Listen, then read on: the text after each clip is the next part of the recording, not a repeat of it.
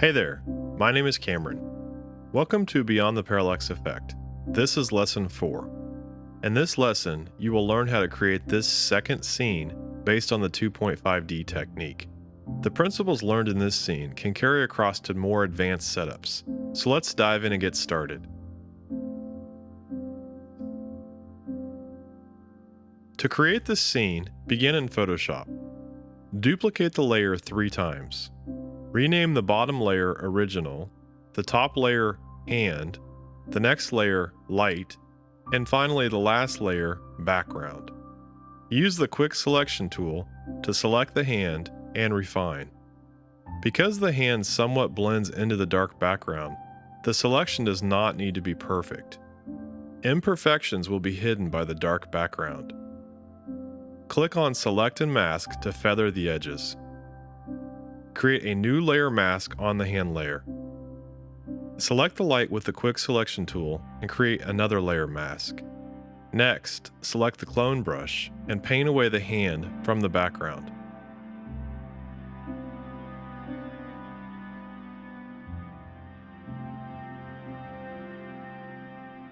Lastly, click on the foreground color and select a hue of brown right next to the light. Using the brush tool, paint over the light with the newly selected foreground color.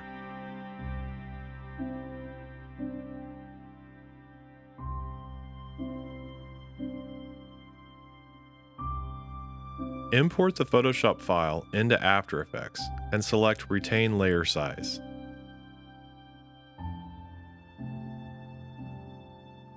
Delete the original layer and make all layers 3D.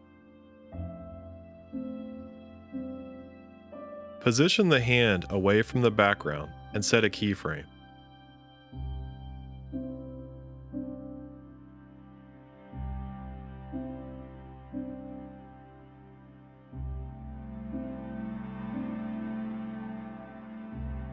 At the end of the timeline, move the hand up along the Y position, making it appear that the hand is moving from out of frame into frame.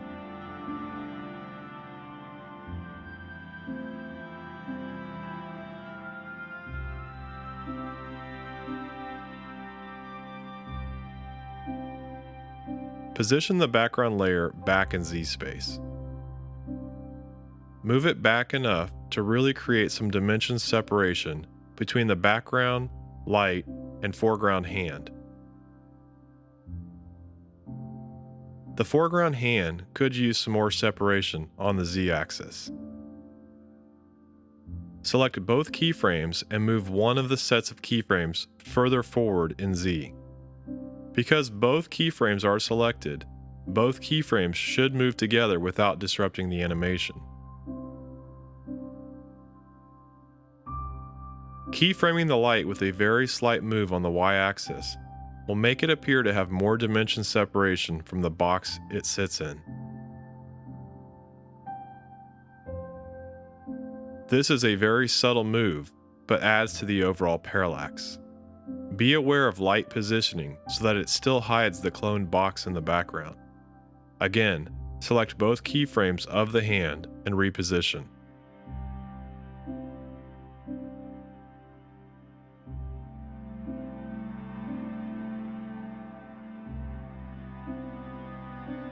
Enable motion blur for all 3 layers and the timeline.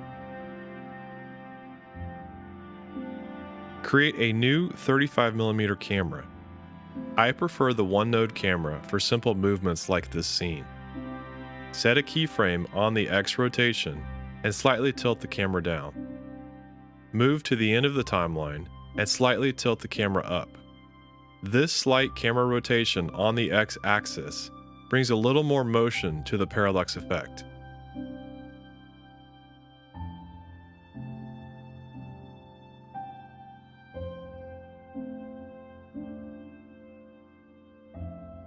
Select the hand and the puppet pin tool. Begin to add pins to the joints of the fingers.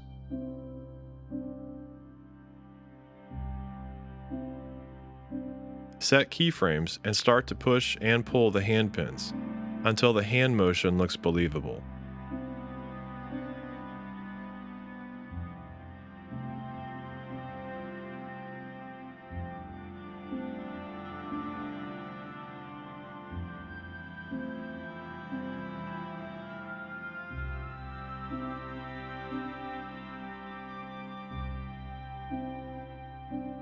The light needs to be pre-composed to add the glow effect.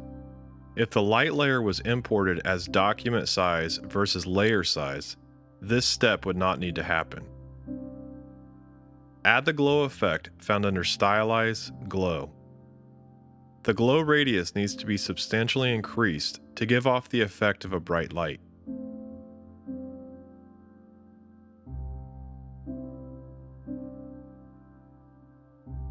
Option or Alt-click on the glow intensity parameter. This enables an expression to give the light a flicker effect. The wiggle frequency should be a high number like 30, while the amplitude should be a low number like 0.2 to create a subtle but fast flicker.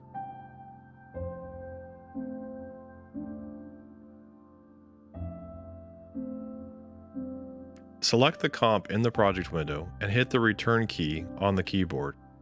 Rename the comp Composite. Click and drag this comp to the new comp icon. Name this new comp Output and set it to 1920 by 1080.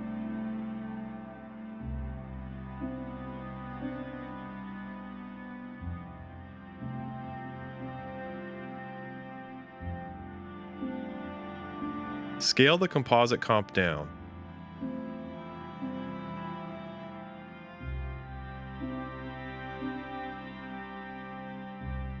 This layer composite will remain 2D, but by keyframing and moving the layer up over the course of the animation, it makes the layer appear to have more of a camera move.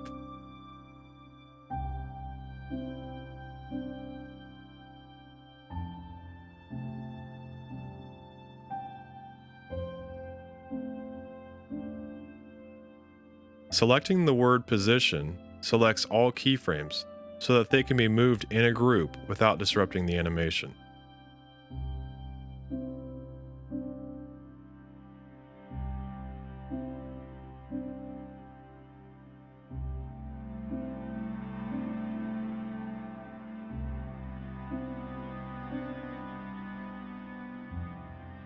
Import the letterbox PNG.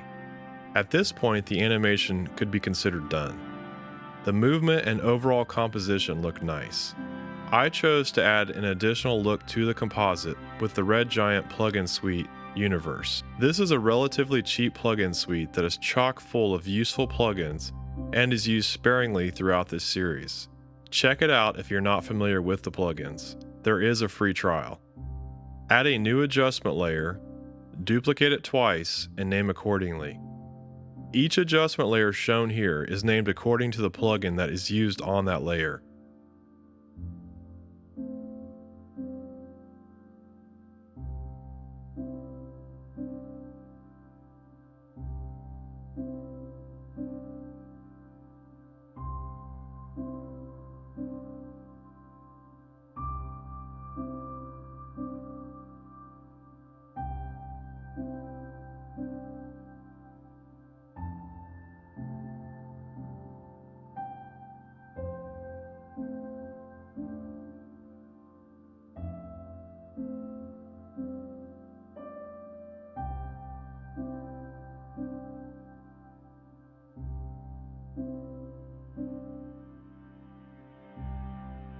The carousel effect is a little too strong on its color, so dropping the adjustment layer's opacity to around 35% reduces the effect.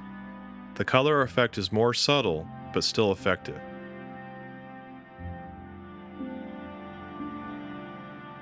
That's how to create this second 2.5D parallax scene in this series. We will be creating 2 additional 2.5D scenes in the coming lessons, so stay tuned for those. Try creating a 2.5D scene based on a photograph and the techniques you have learned here. Leave your comments below and let me know what you think of this lesson.